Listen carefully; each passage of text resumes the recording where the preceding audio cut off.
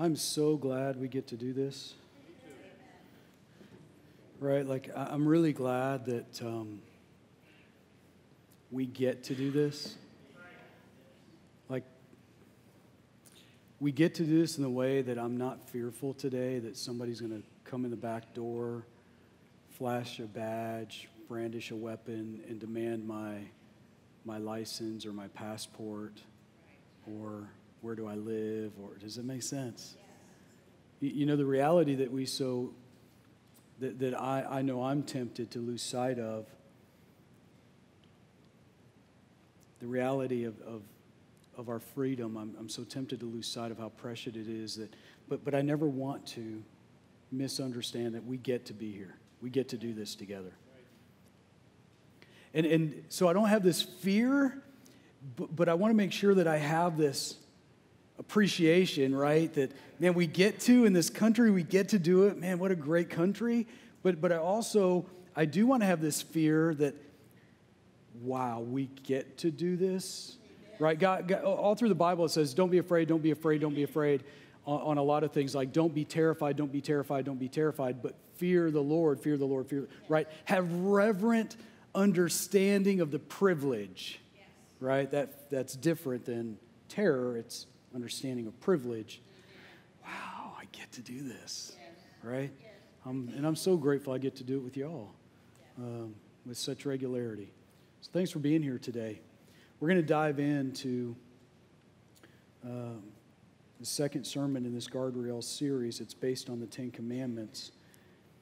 And last week I told you that the Ten Commandments they're an invitation to relationship.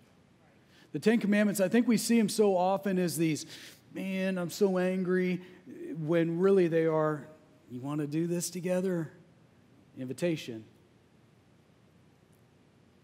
You know, if you've ever come down a mountain on a switchback, you realize that boundaries are a good thing. Guardrails are our friend. You don't have to travel far to realize that the guardrails say that on this side, good things happen. On that side, bad things arrive, right? Guardrails are for our good. They're for a functional purpose in our life, just as they are physically when I'm driving my vehicle, they are in my life relationally. Last week I told you that the Ten Commandments, it's covenant language. So covenant language means a covenant is the establishment of a relationship, and the laws are the regulations of a relationship. So if you're married or you've ever been to a wedding, the establishment of a covenant sounds like this. I take you to be we're establishing a covenant relationship, right? That's what you're doing in those moments. To have and to hold, those are vows, right? So God, when he started speaking to the nation of Israel in chapter 20, verse 1, he starts by identifying himself. I'm the God who brought you out of Egypt, the place where you were miserable. Never forget it. Don't romanticize your misery as you remove yourself further from it generationally. Remember, it was miserable and tell everybody you know. And remember that I showed up and saved you from that. I'm that God. The God, he says. He's establishing this covenant understanding. And when we get to the Ten Commandments, he is giving guardrails in the relationship, vows on how this will work. And so we talked about the first two last week. And the first commandment is, have no other gods before me. You shall not have any other gods before me. Some translations translate before as beside. It all comes from the same Hebrew root word. But what God is saying is, who you should worship is me. The first commandment tells us who should be the object of our worship, and it's God, the God, not a God, the God. And then the second commandment marches in harmony, as they all do, with it, saying, don't make for yourself an idol. You shall not make for yourself an idol. You won't bow down to it, right? He's giving the guardrails that are good. Don't have anybody before me. Who should we worship? God. How should we do it? Protect ourselves from letting anything get in the way. Never have an idol. Amen. That's what God's saying. Amen. You know, it's interesting when we read the Ten Commandments, God told Moses, listen, I want you to get the whole nation of Israel to come out. And this is something we discussed in our life group, and I thought it would be beneficial maybe to clear it up since we're kind of still early in the series. God called the whole nation of Israel out, and God is speaking to the people, right? And it's not God saying, Moses, this is what I want you to tell them. God's telling them himself. They're hearing it with their ears from God, right? That's pretty significant. But the idea is God is establishing a covenant with the entire nation. That is true. However, it is also a covenant with every individual. So when you read in the Hebrew the word you or your, it can be singular or it can be plural, depending on its context and on the articles where they're placed on the primary root word. I know this is like nerd city right now, but hang with me because it's important. It's really important to understand that it can be me or it can be us, right? And when we read the Ten Commandments, the word you, it is never plural. It is always singular, but the consequences have a plurality in community. So this is what it means. It means I have an obligation, you have an obligation, and together we have consequences. Does that make sense? It's sort of like, you know, when I drive in my car and you drive in your car and we pass each other, you're going to hope that I'm paying attention to my obligations and that my eyes aren't on my phone, I'm not adjusting the radio, I'm not looking for a different disc, if we even use those anymore for the CD player. But you're hoping that I'm paying attention to what I really should be paying attention to and that I have my vehicle serviced with some modicum of regularity. And that my tires aren't baloney rinds. And that, right, you're hoping those things. Because the truth is, I'm hoping that of you. But see, the crazy thing is, I'm obligated to take care of my responsibility of my vehicle. But if I don't, it can have results that have a much greater impact on those around me. This is that. So when we follow the Ten Commandments individually, there are individual benefits, but when we follow them as individuals in a collective sense, there are community of benefits. Everybody feels the net effect of benefit or the net effect of disobedience. It's the same in a marriage covenant. If Melissa and I don't honor our vows, a lot of people feel that outside of just us. We may feel it first, we may feel it most. But others feel it also in a way that the consequences, right? They tremble out. Same. Because that's just how relationships work. God isn't interested in a religion of transactions. He's interested in a religion that is really a relationship with your heart. So it's not a religion that Jesus died for. It was because he died to give you a relationship that could change every other relationship in your life. So as we dive in today, what I hope we can really land on is, how does this apply then to my life? What's it really look like moving forward in my life? So we're going to get to the third commandment in just a minute. We're going to talk about names, and names are super significant, aren't they? If you've ever named a child, you know how significant names are. Names matter, right? How many of you labored over the name you would give your kids? My parents did too until it came to me. See, I'm the youngest of 5. And by the time they got to me, they were out of creativity. And I think they were out of people in our family that they liked.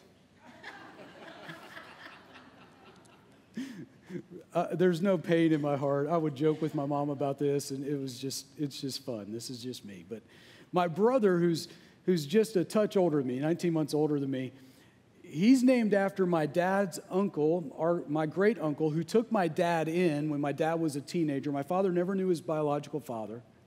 And my Uncle Ray, my grandmother's brother, took him in and invested in his life and helped him see what manhood really looked like. So my Uncle Ray was a Navy man, and my dad became a Navy man, right? It's that power of influence and that power of connection. And so when the first boy was born to our family, they named him Raymond, after Uncle Ray. I think that's awesome. And then his middle name is Charles. I mean, this almost sounds presidential, right? Raymond Charles. It's got this ring to it. It's really nice. The first, right? Whatever. And Charles, I guess, was the middle name of a grandfather that I never met. And by the time I came around, Mom was so tired. of Raymond Charles and the 3 daughters that came before him. She was reading an article or saw a periodical, and she saw my name, and she decided she liked it. My name isn't Bradley. It's not Bradford. It doesn't sound presidential at all. It's not far removed from Brat, right? She just stopped at Brad. I mean, I feel like that was indicative. My nickname in the family became Bratley. If you call me that, I'll pray that the Lord would help me not to respond negatively. But there was, so I would joke, I'm like, really? I mean, you don't know a lot of Brads older than me, right? And you don't know a lot of people just named Brad when you do the investigation. Every time I go to the BMV, it just happened this week. I had to get my license renewed, and isn't that a fun experience now?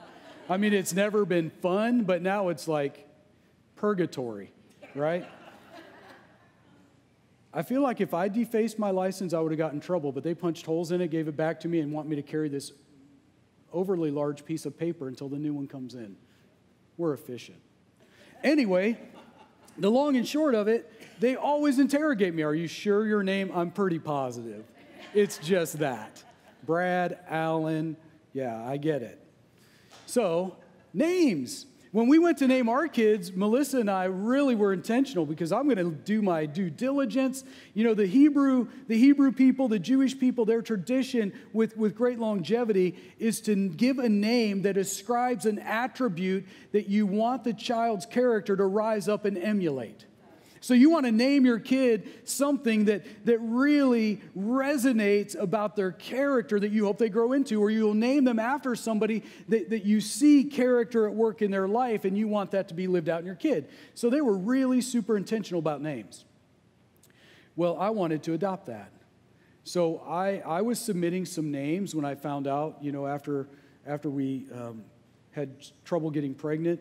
You know, and Melissa decided we wouldn't find out what we were having because she wanted to torture me. I opened Christmas presents early, right? You get it?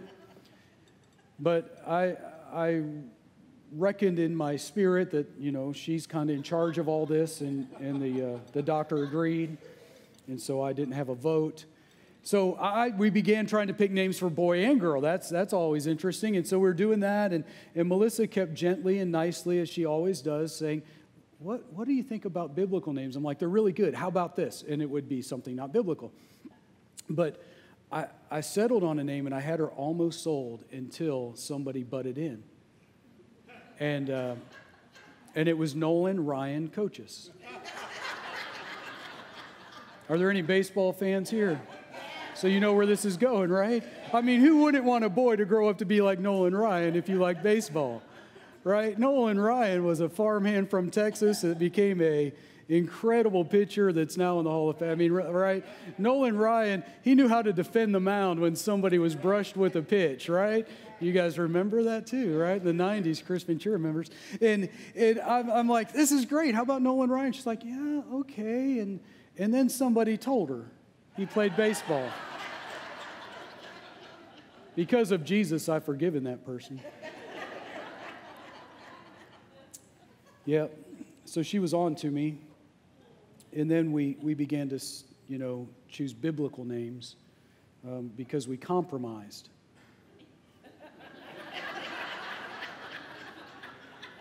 Man, you know what I'm talking about.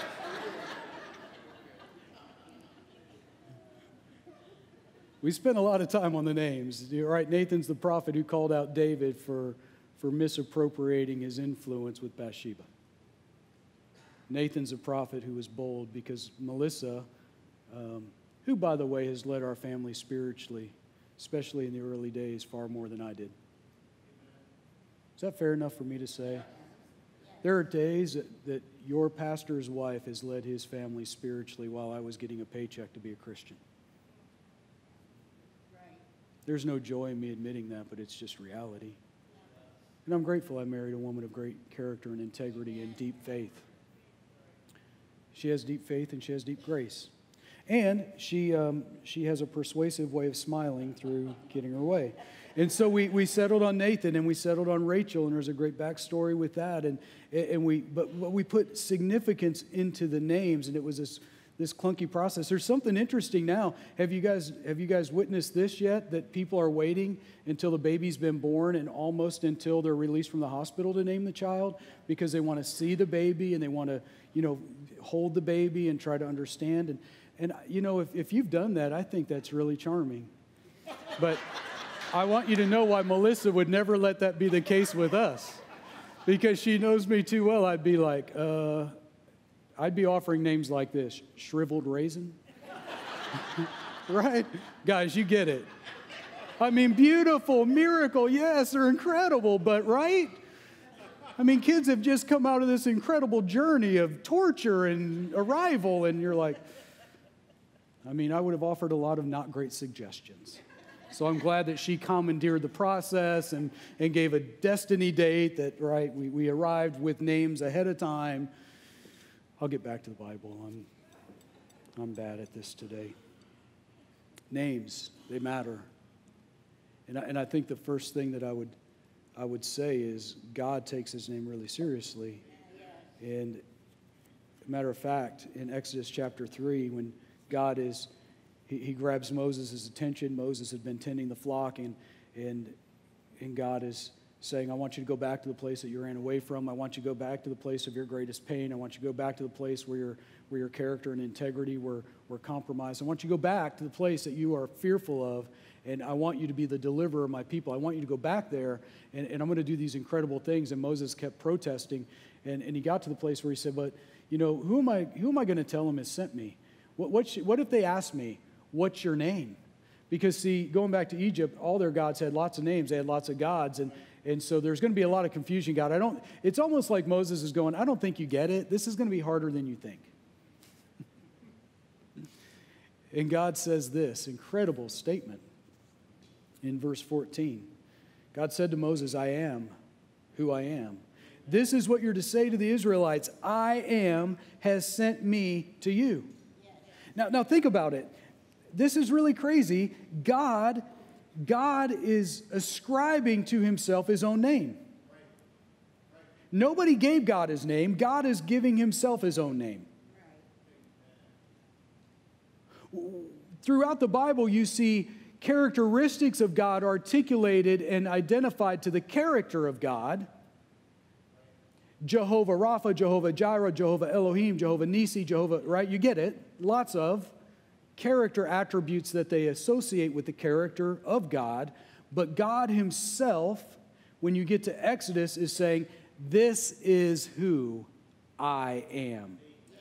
Why? Because when we name our kids, they're under our authority. They're under, right? We bring them into the world with hopes, and we have these desires of who they will become. And just like the families dedicated their children this weekend, there are hopes that are alive and pregnant with joy in the hearts of the parents, hoping, right? But they're under the authority of the parents. So parents give names to kids.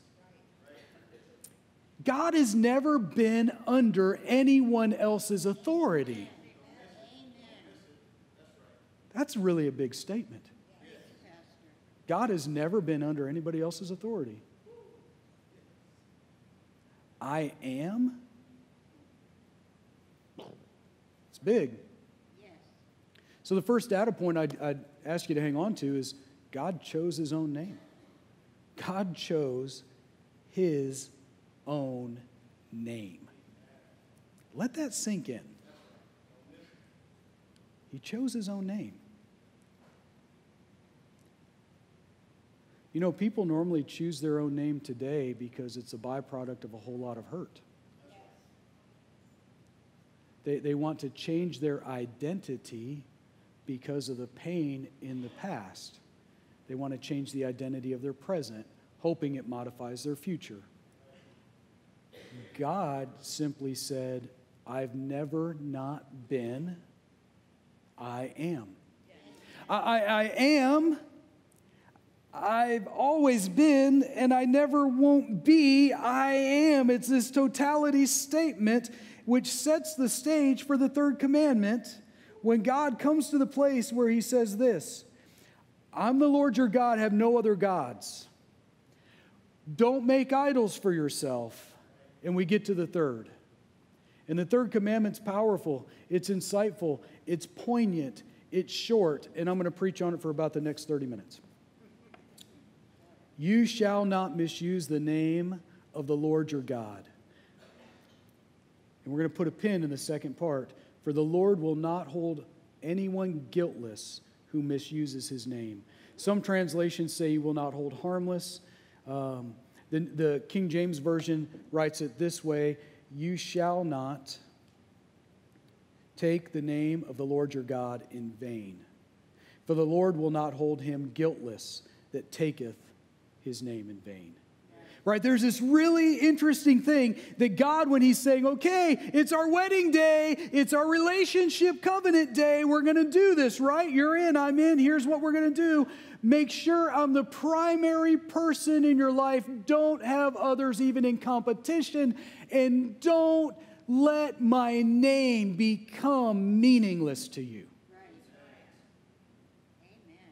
It's really what he's getting at here. Because if my name becomes meaningless to you, there's going to be a lot of problems in our relationship. And everybody's going to know it. Because I'm not just going to turn a blind eye to the problems that are created because you don't hold my name as special and different and other. So the word misuse comes from the same Hebrew word that the word vain comes from, right? So that's why you see different interpretations using misuse or vain. It comes from shav in the Hebrew, which means to empty, or it means to be of no substance, without substance, empty. So this is essentially what God's saying. Do not empty the substance of my name. Don't do it, because it leads to a lot of things that we're not going to like. Because right, if you empty the substance of my name, your heart's going to follow your thoughts instead of your truths.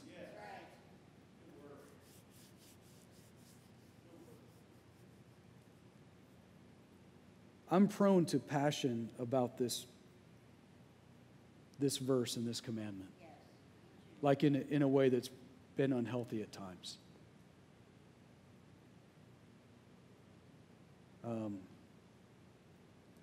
Because see, I've been there. I've been there where I've not honored with rightful worship the name of God. Before I was old enough to go to school, I knew how to defame the name of God colorfully. You know, where I was raised, honor is something that was really weird. I was raised in a family that was pretty much right at the line, right? We lived through plants going on strike. We lived through job losses. We lived through long periods of my dad working in other areas. He worked in Canada for a long stretch of time when I was an adolescent. That's where my occasional foray into social drinking became an addiction. It led to other substance abuses and things in my life, because the absence of a man will do a lot of bad things in the hearts of a boy, for sure. But beyond that, and rewind the tape and go back farther, and there was a lot of things I didn't understand, but I kind of picked up by association along the way about what it meant to be a man. And a lot of those things were skewed, by and large. A lot of those things aren't what we have endeavored to try and teach our children what manhood looks like. Does that make sense? So a lot of what I'm saying to you, and will say to you in the next few minutes, I am not proud of, I'm not perfect at. It's not lost on me. I'm still living in my in my maturity into Christ fully. And by the way, if you think you have fully matured in Christ, you have a lot farther to go than you ever thought. We're all in the process of growth, right? But I don't say that so as to discount my need for accountability or to say there are no guardrails to your growth, right? Does that make sense? There's a tension and I live in it. I don't want to ever be perceived as somebody that's arrived. I want you to know I'm a sojourner.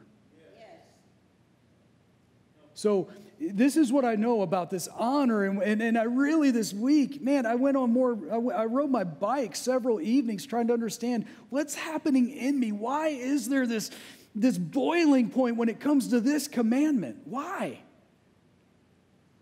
I'm not neutral. Matter of fact, I've traded paint with other people about this commandment in ways that, like when I have heard people, and to my family's chagrin, Melissa and the kids, I'm the guy at Walmart that if somebody's using the Lord's name inappropriately, I will probably say something like this, and by God's grace, I haven't for a long time.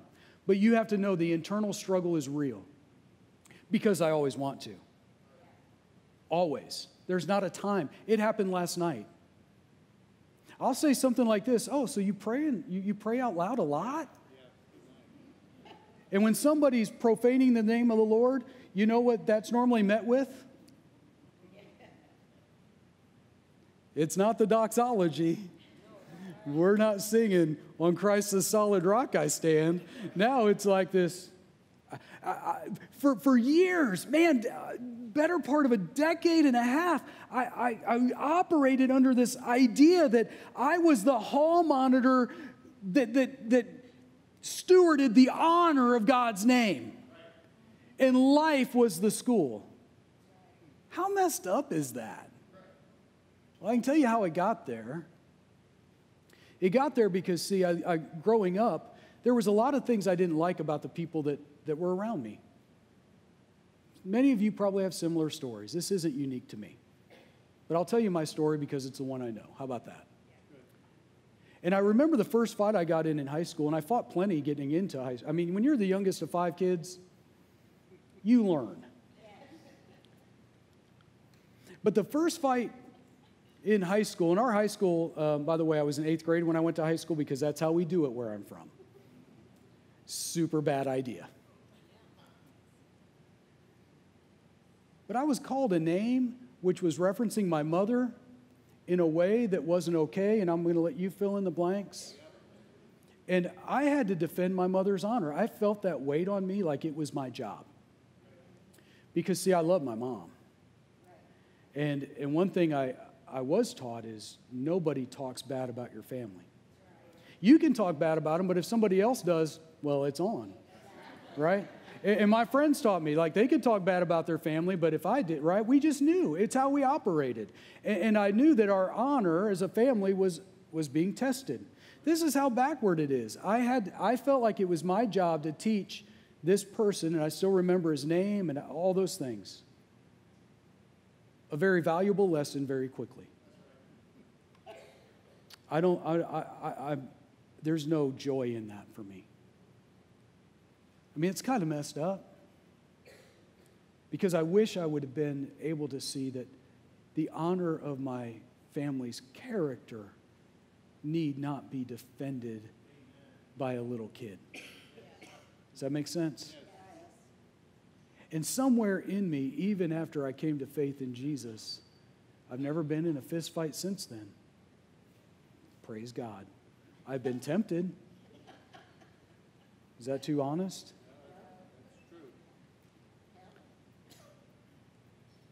God doesn't need me to defend his honor. What he's asking me to do is honor his name. Because, see, when I want to defend God's honor, I'm dishonoring his name. When I want to, right? Last night we were taking homecoming pictures. I was watching the Buckeye game, and Rachel decided she was going to homecoming kind of last minute because her friend, who happens to be a a young man is at a camp for Young Life, and so she wasn't going to go to homecoming, but somehow she decided she's going with friends, and so somehow I ended up going to take pictures while the Buckeyes were playing Tulane right before halftime because we compromised. And but it's good. It's all good. It really is all good. I embellish because it's fun for Melissa.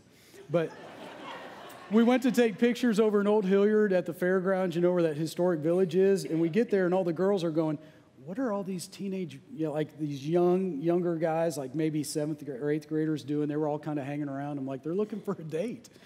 I mean, they're smart. I don't fault them. But we were moving at one point to go get a picture taken, and I began hearing the Lord's name. I began hearing the name of Jesus not reverenced.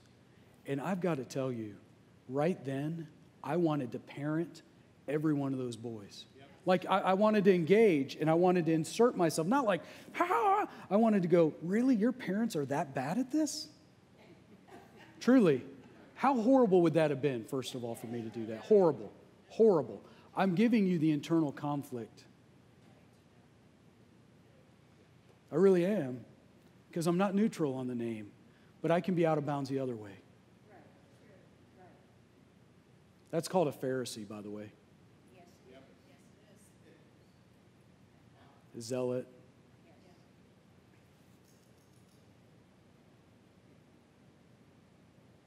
So I began to take a deep breath, and I'm praying. I'm praying. God, help them to see you for who you really are. Because when I'll pray for people instead of confront people, God helps change my heart about people. Right. And that's what was happening. And would you know, if I would have engaged, that would have spun me out, right?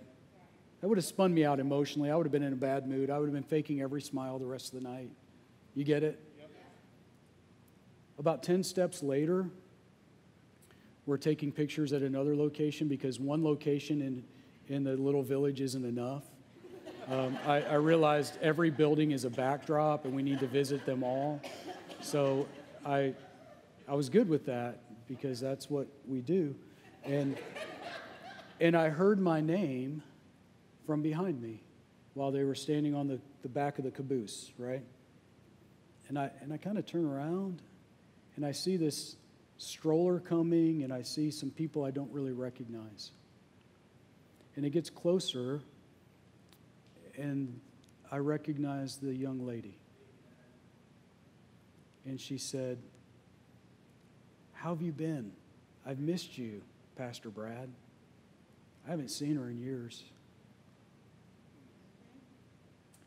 Yes. She and her family had some struggles, and she moved out and became homeless, and we tried to track her down several times. And long story. Life's messy. Yes. Life's messy. Yes. And she's got this beautiful little girl who I'd never met. She's probably 3. And all she wanted was out of the stroller, like right now, to go run and play like a little kid would. And I hug the mama, and I shake hands with the baby's father. I've never met him. And she said, "We've been clean since January." Because, see, they've been in and out of rehab, and I've known that. And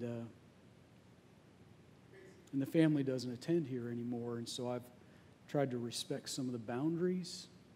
Does that make sense? Look, being a pastor comes with a whole lot of weird, Yes, it does. especially in those kind of moments. But our church has been loving this young lady. And she was telling me about who came to visit her in the hospital when she had to have all the fluid taken off her lungs, and when she almost died, who prayed with her. Some of you are in the room. Here's what I want you to know. What's this have to do with the third commandment? I asked myself.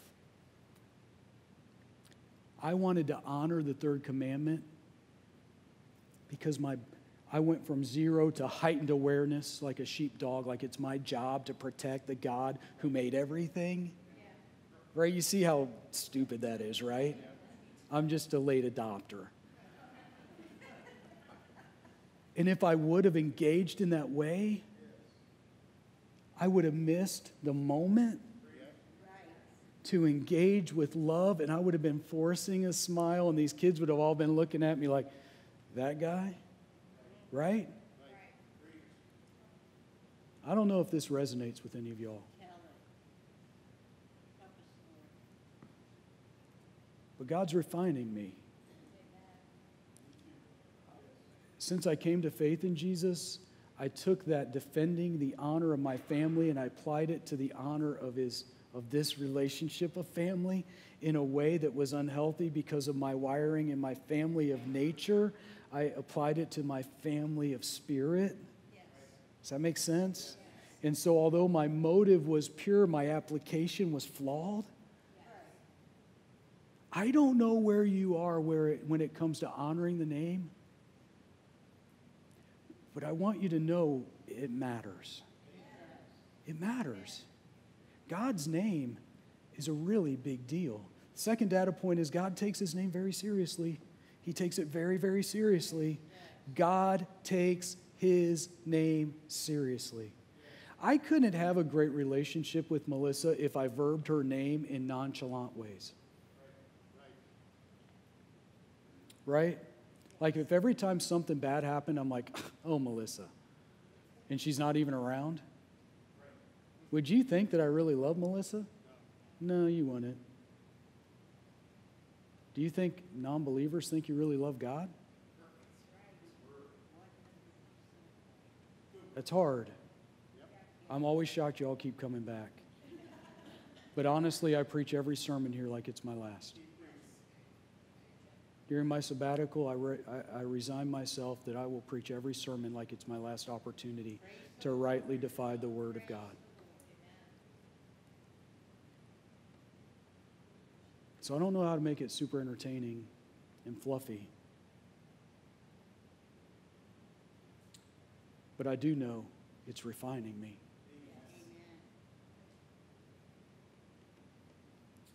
I've had people tell me, the Old Testament's out of date because Jesus rewrote everything. Well, you've got to be pretty biblically illiterate to buy all that. Hashtag sorry, not sorry. What did Jesus say? Don't tell me what you think he said. Let's go to what he did say. He said, I didn't come to abolish the law. I came to fulfill it. I didn't come to get rid of it. I came to model it.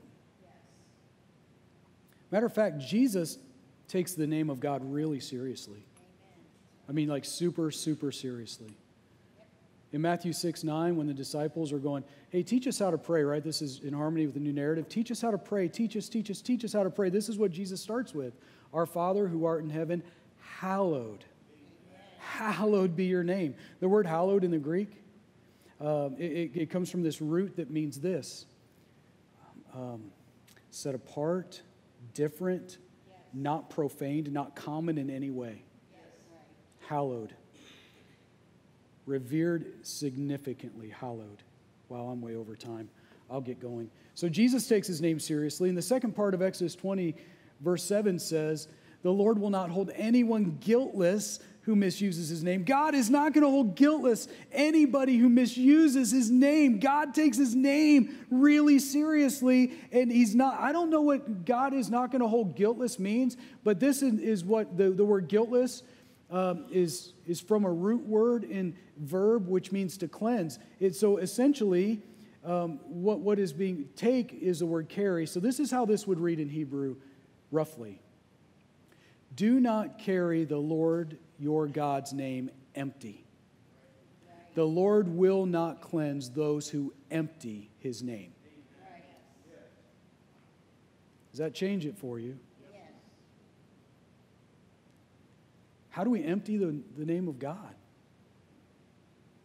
When we take the name of the Lord in vain, we empty it of its awesomeness, its otherness, its essential, holy differentness. When we take the name of the Lord our God flippantly, we testify with our lips and our lives that his name is not substantial to us. Whether we intend to or not, that's what's happening. The last data point I'll share with you is this: the consequences of misusing God's name are forever significant. They're never not going to be significant. God wants to refine us in it and refine us through it so that we can handle it authentically, genuinely, lovingly, awesomely. Awesomely. I like what Elton Trueblood had to say. He was a former chaplain at Harvard and Stanford. He was a Quaker author and writer. He died in 1994, lived to be 94, I believe. He was born in 1900.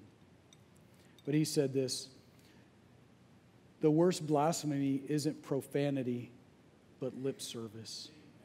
The worst profanity isn't blasphemy, it's lip service.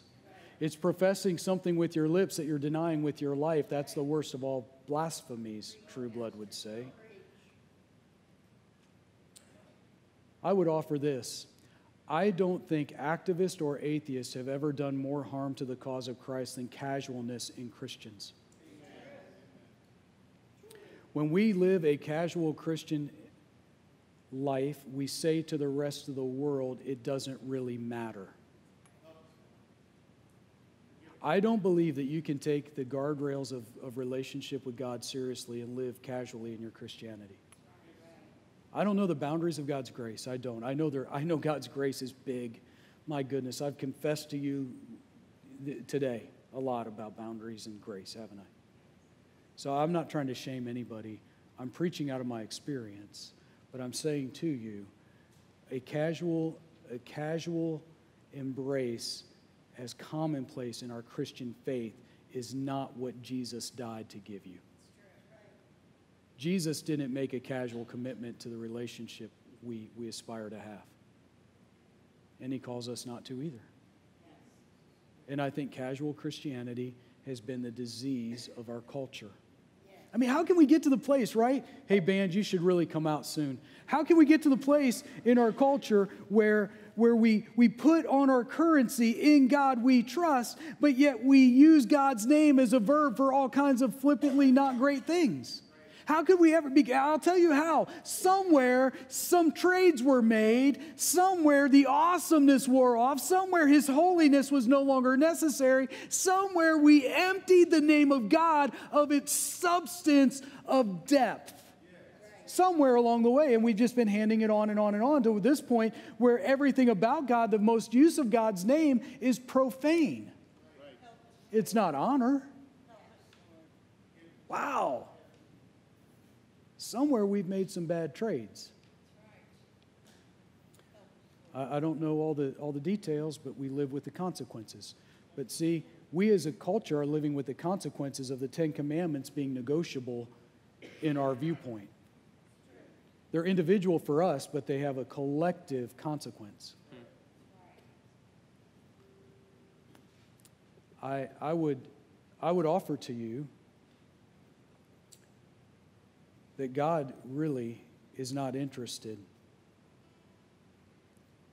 in a halfway relationship. He's interested in a covenant relationship that embraces vows that mutually benefit everyone's good, vertically and horizontally. And the name of God is the hinge pin. The name of God is the hinge pin to the covenant and the guardrails. If you really are looking for a theme, it's God's name. Go through and read it. From the beginning of Exodus, go through and read. From the encounter with Abraham, go through and read. From the beginning of the garden, what did God? He's constantly identifying himself and his power, and he's saying, I, we, right? The Trinity, it's all functioning. Wow. God's name. So if you don't remember anything else I say, we printed it on a card. I hope you remember this. God's name is a big deal. Represent it well. God's name is a big deal, church. I admonish us to represent it well. Let's not take it lightly. Let's not make it small. Let's honor it significantly. And let's say to God, you are the God. You are my I am. And realize you don't have to be the hall monitor on the third commandment.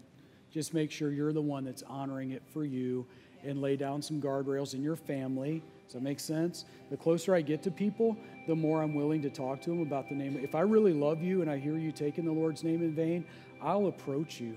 I will, because I love you. Right? Because the second half of verse 7 is really, that gets my attention. Should get ours, right? Does that make sense? And I've not always approached people in the best of ways. Full disclosure, I've traded paint in my tone like an idiot because I'm often more passionate than I am articulate. Anybody else? Can I get a witness? Thank you. I don't feel quite as lonely all of a sudden. You know, before I ever preach to you, God preaches all this. I mean, it resonates. So when it's hard for you to hear it, I want you to know I get it. There's not a lot of joy in preaching hard sermons. But there is obedience in preaching hard sermons. And that's what I seek to do, is to be obedient. And so I want to give you a permission, and then I want to give you a challenge. If you see me mishandling, misrepresenting, misusing the name of the Lord our God, I give you permission to come to me. I'm not beyond reproach. I'm not beyond your ability to come and question me if you see me hitting the guardrail. Is that fair? I want you to do it. Because life is short. Hell is hot. Eternity's forever. And I'm not living for the convenience of today. I want to live my life for the investment of eternity, and so others can know Him forever. And if you see me misrepresenting the name of God, I'm asking you to love me enough to expose that truth to me. And my challenge to you is, will you give somebody else that same permission? Will you give somebody permission to love you? Don't invite them to be the hall monitor or the Pharisee or the nerd that nobody wants to hang out with. Don't invite them to do that. Invite them to love you enough to engage a dialogue toward an outcome that is eternally beneficial for your life and those around you. I hope you will. Because I believe 20 verse 7 is really a hinge pin to all the rest of how it's supposed to work.